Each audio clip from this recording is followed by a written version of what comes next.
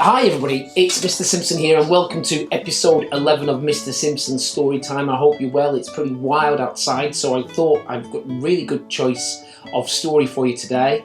It's by a man by the name of Maurice Sendak, and this book is called Where the Wild Things Are. And I hope you really enjoy it, okay? Here we go.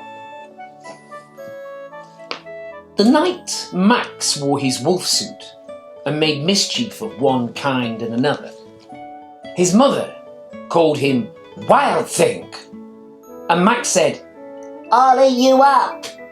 So he was sent to bed without eating anything.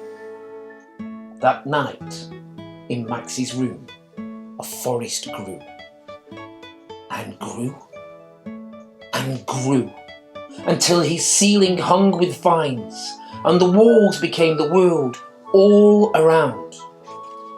And an ocean tumbled by with a private boat for Max, and he sailed off through night and day and in and out of weeks and almost over a year to where the wild things are. And when he came to the place where the wild things are, they roared their terrible roars and gnashed their terrible teeth and rolled their terrible eyes and showed their terrible claws, till Max said, "Be still!" and tamed them with his magic trick of staring into all of their yellow eyes without blinking once.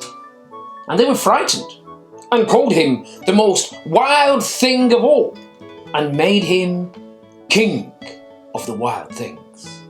"And now," cried Max, "let the wild rumpus start."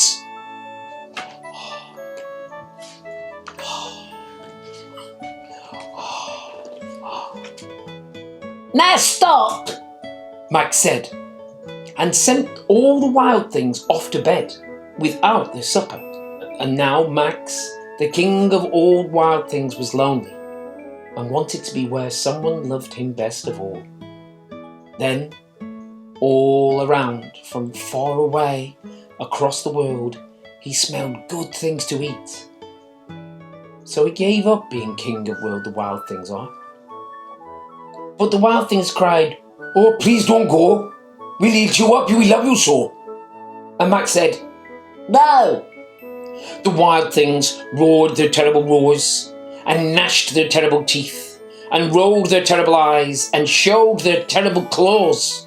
But Max stepped into his private boat and waved goodbye and sailed back over a year and in and out of weeks and through a day and into the night of his very own room, where he found his supper waiting for him, and it was still hot. Thank you very much. I hope you really enjoyed Where the Wild Things Are, and I will see you tomorrow for Storytime Day 12.